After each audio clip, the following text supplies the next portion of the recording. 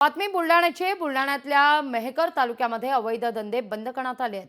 त्यामुळे गावगुंडांनी सुभाष खुरद यांच्यावर प्राणघातक हल्ला केलाय। सुभाष खुरद यांच्या पत्नी डिसेंबर 2023 पासून ग्रामपंचायत सरपंच आहेत। या सरपंच पदावर आल्यापासून त्यांनी गावात विविध विकास कामं सुरू केली आहेत। कामं करत असताना त्यांनी गावातील अवैध धंदेही बंद केले आहेत। त्यामुळे गावातीलच गुंडांनी त्यांच्या पतीला म्हणजेच सुभाष खुरद यांना अनेकदा धमक्याही दिल्या होत्या।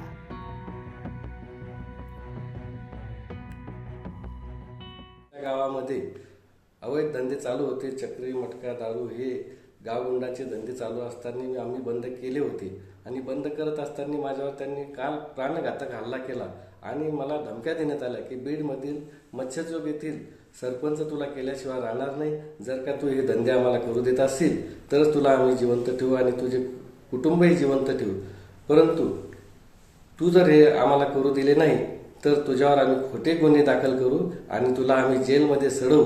यासाठी मी शासन दरबारी न्याय मागण्याचा प्रयत्न करीत आहे।